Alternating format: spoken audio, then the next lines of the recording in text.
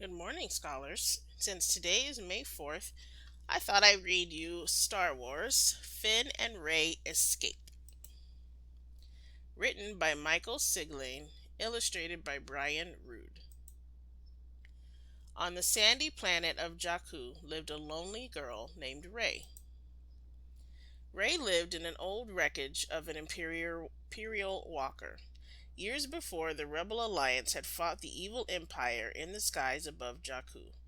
The Empire's ships crashed into the sand, and now Rey called that wreckage home. Rey climbed the Empire's crashed ships to look for used parts. She could sell the parts on Unkar Plut and Niima outpost for food. One day, Rey saw a small droid caught in a net. It was up to Rey to save the droid. The droid, named BB-8, followed Rey wherever she went. Rey thought about selling BB-8 to Unkar Plut, but she soon changed her mind. She liked BB-8 too much to sell him. Unkar was mad at Rey for not selling him BB-8. He sent some of his thugs to steal the droid, but Rey used her staff to stop them. What Rey didn't know was that someone was watching her. The man watching Rey and BB-8 was named Finn. Before coming to Jakku, Finn had been a stormtrooper in the First Order, an evil group that wanted to take over the galaxy. Finn didn't like the First Order or being a stormtrooper. When he saw the First Order mistreating a resistance pilot named Poe, Finn decided to help Poe escape. Finn and Poe got away in a TIE fighter. During the trip, Poe told Finn about a special droid named BB-8. The droid was on the planet Jakku, which was where they were headed. But on their way to Jakku, their ship was shot down. Finn tried to find Poe, but all he found was Poe's jacket. Now Finn was on the run from the First Order. He wandered through the desert and was surprised to see a droid that looked just like BB-8. Finn knew that he had to get the droid back to the Resistance.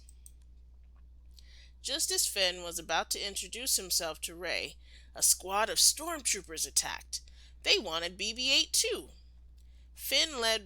Rey led Finn and BB-8 through Niima Outpost, trying to get away from the stormtroopers, but the troopers were too fast. Then TIE fighters flew down and started shooting at them. Rey knew the only way to escape would be in a ship of their own. They ran toward a brand new ship, but the TIE fighters blew it up. Rey and Finn were going to need a backup plan, and fast. Rey, Finn, and BB-8 made it to the closest possible ship.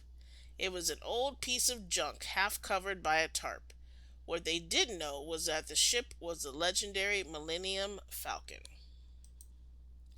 Rey immediately ran into the cockpit and sat in the captain's chair. She turned on the engines and the old ship lurched forward.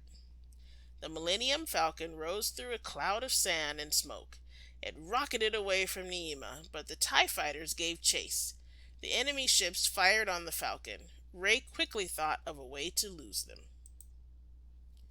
Rey piloted the Millennium Falcon through the spaceship graveyard. All but one of the TIE fighters crashed. The last one dodged the wreckage and wouldn't stop firing at the Falcon. Finn ran to the gunner's seat. He waited for Rey to turn the ship around so he could get a lock on the approaching TIE fighter. Rey flipped the Falcon just in time so it faced the oncoming ship. Then Finn opened fire and the TIE fighter exploded in a brilliant flash of light. As Rey and Finn escaped from Jakku in the Millennium Falcon, Finn told Rey all about BB-8. She agreed to help Finn return the droid to the Resistance. Rey and Finn knew that their adventures had only just begun. I hope you guys enjoyed that story and have a great May the 4th be with you, Star Wars Day, and I will see you next time. Goodbye.